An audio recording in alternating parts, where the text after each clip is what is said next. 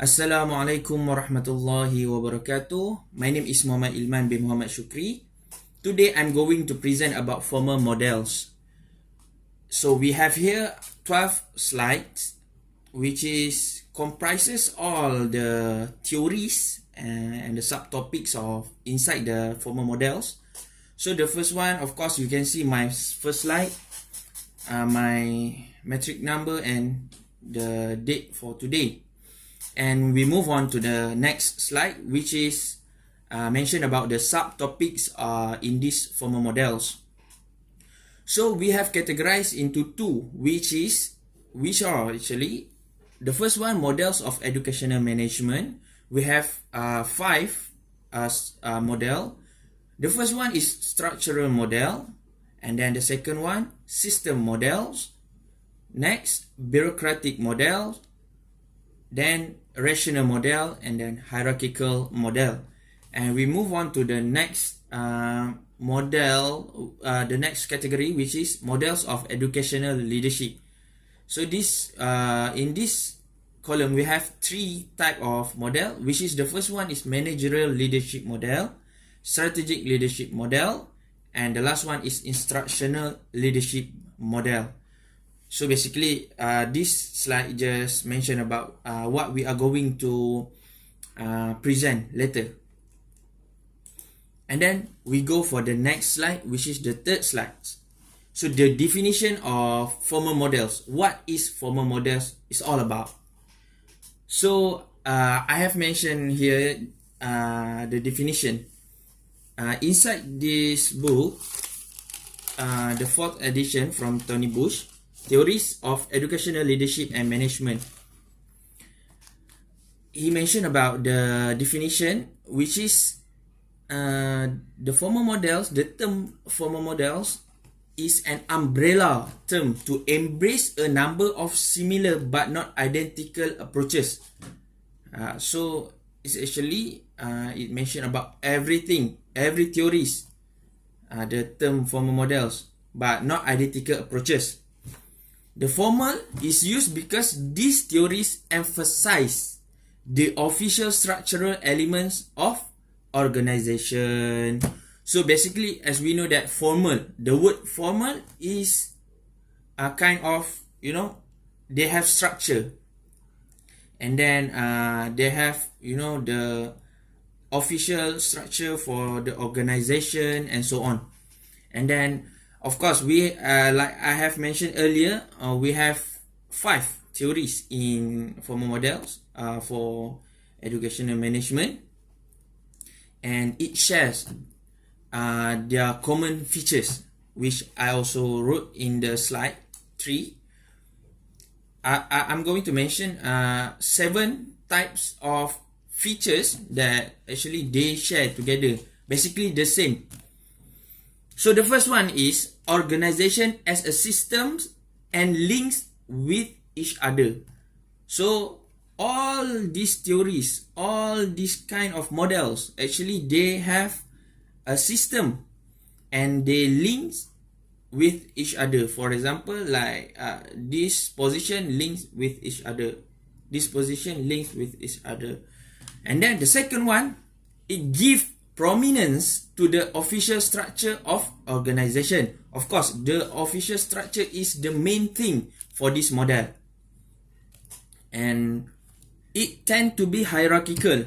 As we know that hierarchical, the first, the upper position, and then we got the manager, and then staff, and so on, like hierarchical.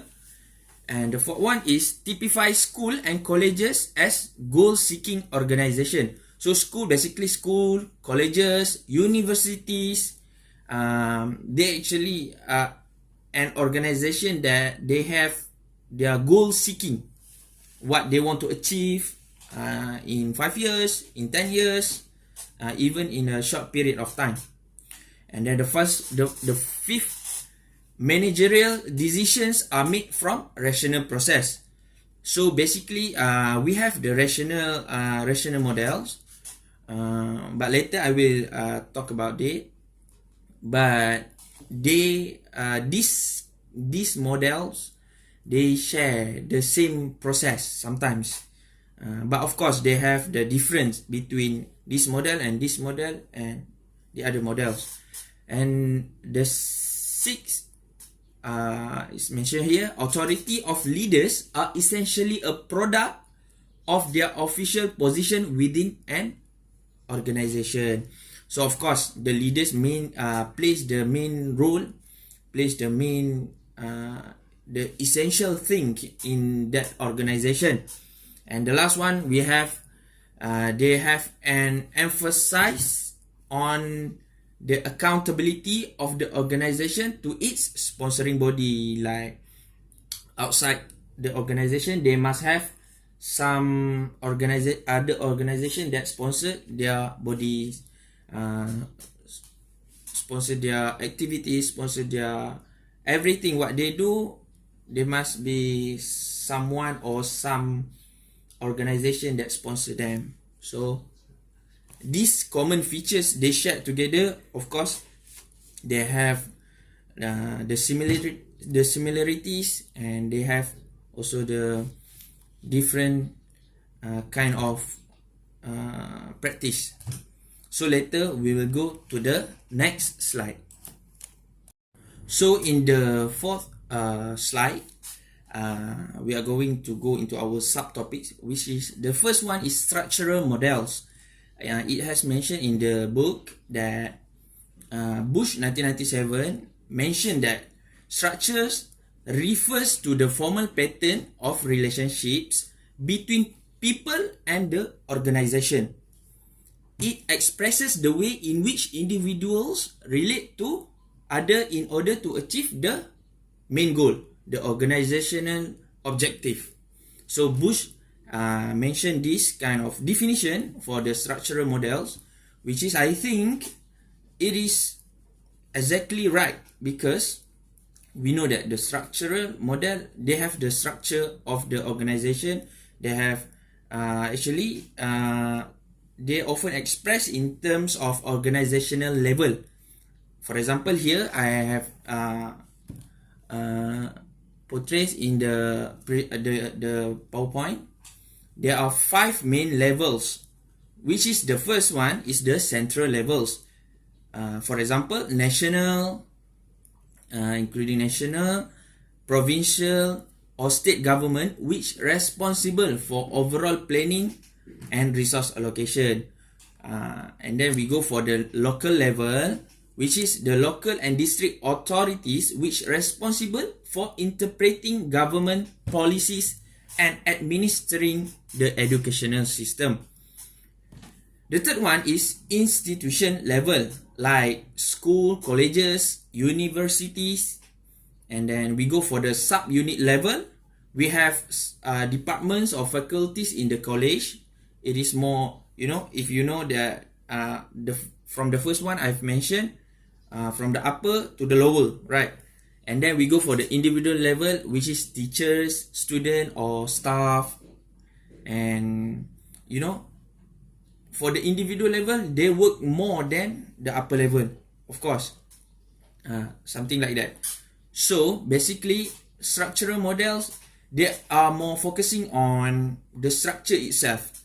And then we go for the next, which is my fifth slide.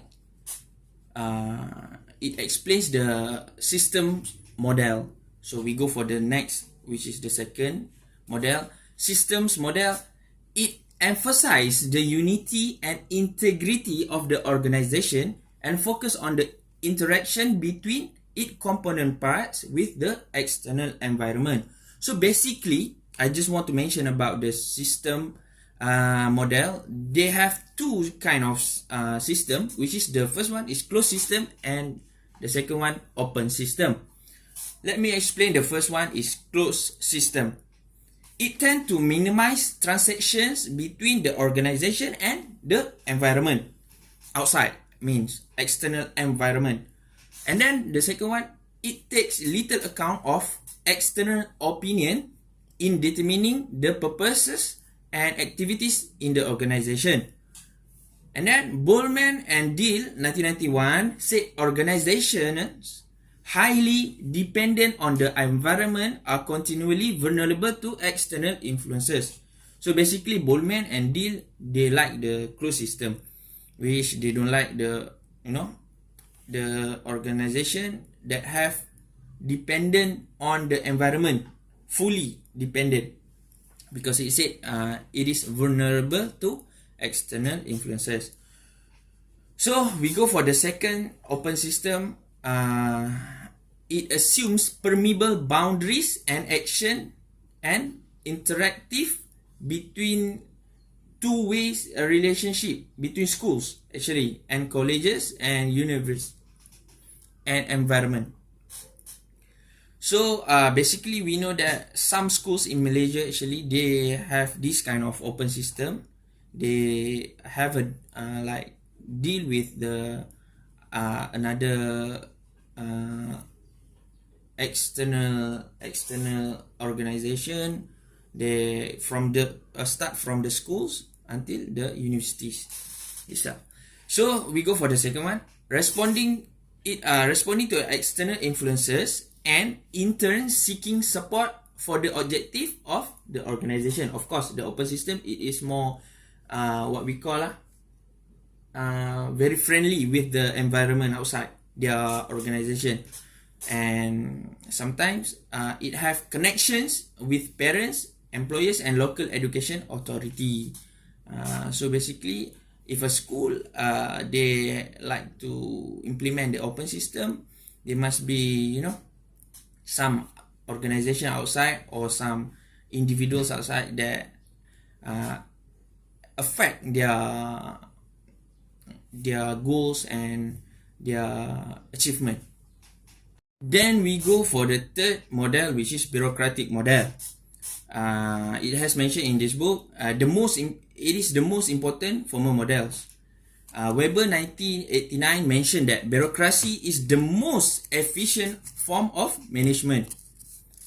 And it also mentioned in his book, the purely bureaucratic type of administrative organization is, from a technical point of view, capable of attaining the highest degree of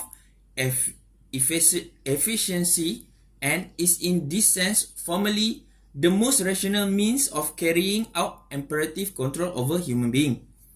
It is superior to any other form in precision, stability, and its reliability. So Weber really liked this kind of model, and the main features for this model are there are 6. And the first one is it stresses the most important of the hierarchical authority structure with formal chains of command between different positions. And the second one, it emphasizes the goal orientation of the organization. The third one, it suggests a division labor with staff specialization in particular tasks as basis of experience. Of course, this department do their specialization, this one do their works and so on. It is better. For me, I also agree. And then its decision making is governed by rules and regulations rather than personal initiative. For me, I don't agree 100%, but sometimes, of course, we need to abide the rules. The fifth one is emphasize impersonal relationship between staff and clients. If they want to, they want to control the quality, of course, this kind of features need to have in kind of model. And then the last one, the recruitment and career progress of staff are determined on merit. So basically, as we can see, like other theory before, like other theories, bureaucratic model is more, is more systematic. Is more, they have the guideline, a straight guideline to do this and this and this and this and so on. So we move on to the next slide. Okay, rational models. Rational models, they emphasize in managerial process rather than organizational structure or goals. Of course, if we see the topic rational, we know what is rational is about. So it shares the same characteristic like agreed organizational objective and bureaucratic structure. Davis and Coates, 2005, add that rational planning allows decision makers to carefully weigh up consequences of alternative and to choose a course of action that maximize the achievement of objective. So there is a process which is, we call it the rational process. It have 6 elements, which is the first one, perception of problem or a choice of opportunity. So here they are sitting for meeting, and then they do this process. Then they analyze. The second one, they analyze the problem, including, of course, they need to have the data collection.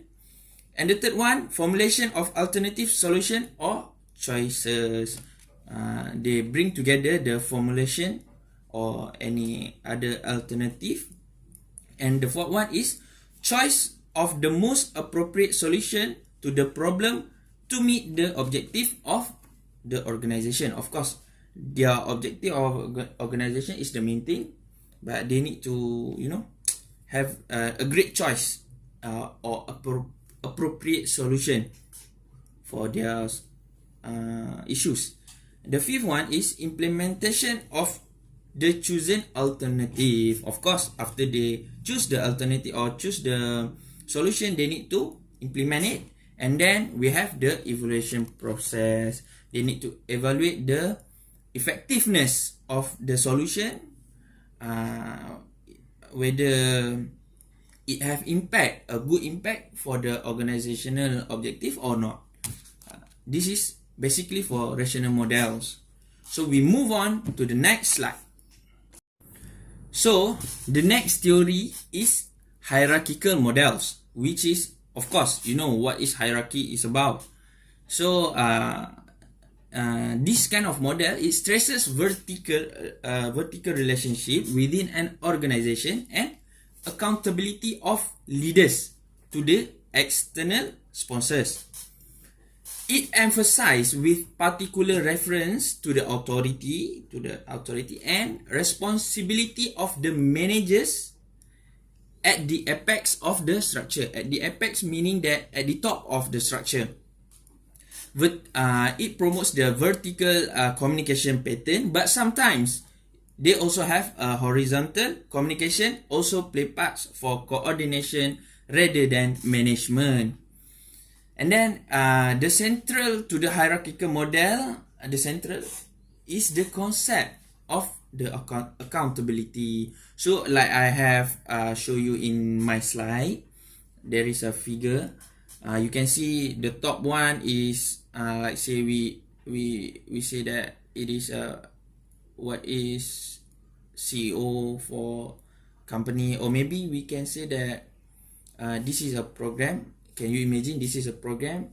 This is the head, and then they got the vice president maybe, and then they got lower level, or like for this one, the managers of for modules, manager for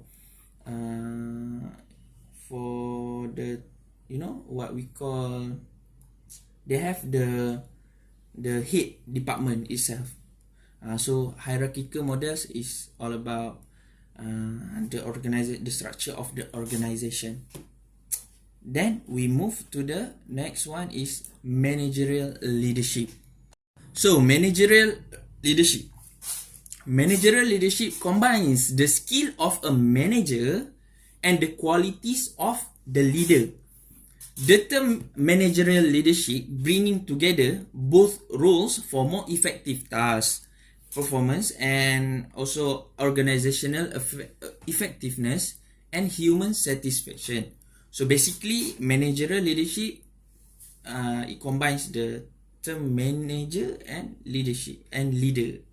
So the managerial leader is generally evaluated on both formal task accomplishment and informal basis of personal and group goal accomplishment. So here I have shown you the figure of the table actually for managerial leadership, the difference between manager and leaders. For example, like managers, they need to deal with the status quo, which means the current situation. But the leaders, they need to deal with the change. And then we go for the work. Manager are more work in the system, but leader work on the system. Manager always, their work is to react to the situation, but leaders, they create the opportunities. Manager enforce organizational rule, but leaders change organizational rules. And then you can read it by yourself, the difference between both manager and leaders. So basically there are different between manager and leaders, but this model, managerial leadership model, they combine both of them. For example, if a school, they have this kind of head department, the head is not just can do what managers do, but they also can do what leader can do. So that's all for leadership. We go for the strategic leadership. Of course, when we heard about strategic leadership, we know that strategic must have the strategy and so on. So what we call the name itself show us that strategic leadership, they provides the vision, direction, the purpose for growth and context for the success of the organization. And then it also initiates the outside the box thinking and search for opportunities to generate future growth. And then it works by sketching out a roadmap for the organization that will allow it to unleash the full potential in the organization. So here I also prepare the figure for you to see the 7 role function. Like I said before, strategic thinking and planning, they got purpose and vision, operational and administration, organization, fitness to situational requirement, energy, moral, confidence, spirit, and teaching and leading the learning by example. So basically, strategic leadership, what I have understand about it is there are more to a plan, create a plan, think out of the box and so on. And then we go for the last one is instructional leadership. Instructional leadership, Debevoise 1988 has mentioned about what is instructional leadership. It encompasses those actions that a principal takes or delegates to others to promote growth in student learning. So it has mentioned that the principal, so the main thing in this instructional leadership is the principals, the leaders, or the the top structure of the organization, they need to do this kind of thing. Okay, the tasks like defining purpose of schooling, setting school-wide goals, provide resources, supervising and evaluating teachers, creating collegial relationships with among teachers. This is kind of task that they need to do. And I also give you an example for the role, what they need to do. The first one is improve teaching and learning in school. The second one is lead in setting school vision and formulating strategies. The third one, resource provider and provide a visible presence in the school. And then understand effective practice in school and define the school mission. The fifth one is promote and participate in teacher learning and development. And then ensure supportive and orderly environment. The last one is understand effective pedagogy. Okay, so basically we know that instructional leadership is like principal need to have this kind of thing that they also use. They also do the work. they make sure that everything went well. They make sure that their staff is good by in order to achieve the organization objective and so on. So instructional leadership, what I have understand, is all about this. That's all for the theories. And then the last part is references. So this is reference. These are the references that I have used in this presentation. But before that, I want to conclude something on overall presentation. So basically, these formal models, they have goals, structure, and then they are interact with environment and of course the leadership itself. So the formal model characterize schools and colleges as a goal-oriented. There is an assumption that institution pursue specific objectives. These goals are invariably determined by heads and senior staff, and formal theories do not regard to the support of other teachers as problematic. So basically, the formal models, they view the school as an organization that have a structure to achieve their organizational objectives. Next one. So we go for the external environment. Like I have mentioned before about the closed system, they actually block some opportunities with the external organization, and then the formal approaches, they differ in the way they typify relationships between the organization and its environment. The more rigid models, such as I said before, the closed system, tend to limit environmental links to the minimum required to sustain accountability. This perspective characterizes relationships in terms of the official links between the head or principal and such formal group as national and local governments, and the parents. Sometimes parents also they got to involve in some open system organization, and then the governing body. The interaction between other groups such as parents, employers, and other educational institutions is de-emphasized. Closed system models assume that schools and colleges are impervious to such influences. So in my personal opinion, I think this is can be adjusted. Sometimes we have to bear with the situation that an organization need the link from the outside. So basically, I don't have anything to talk about this more. We go for the leadership after this. Okay, for leadership, within the formal models, leadership is ascribed to the person at the apex of the hierarchy, at the top of the hierarchy. It is assumed that this individual sets the tone of the organization and establish the major official objective. I want to mention about what Baldrige et al. Discussed the nature of the formal relationship, which is, under the bureaucratic model, the leader is seen as the hero who stands at the top of complex of the pyramid power.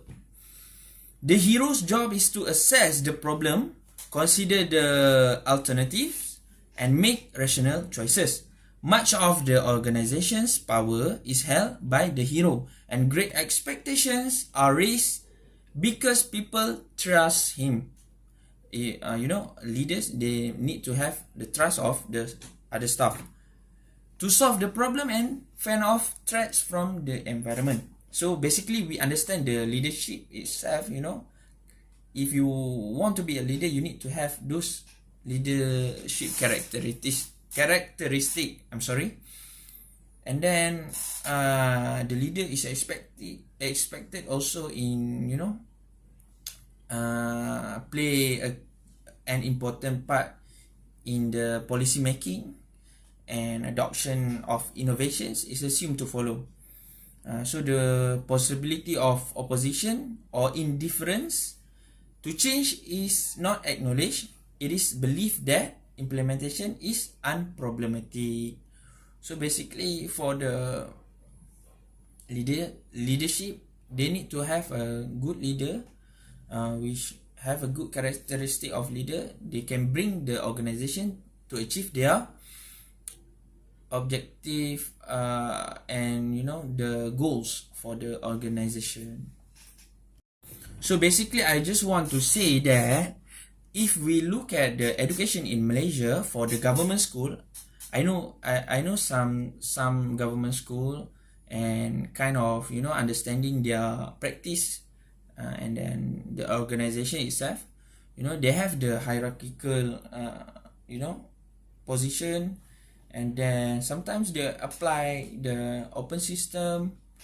They deal with the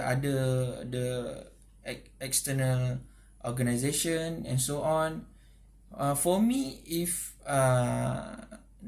the application in Malaysia or education in Malaysia, I think they apply most of the models, and I believe that actually they combine the models to their organization. So, but for the private school, I'm not sure, but I think it is more to, for the private school, they have their stakeholders and so on. Of course, their what we call organizational objective is more to share with the other organization outside their school and so on.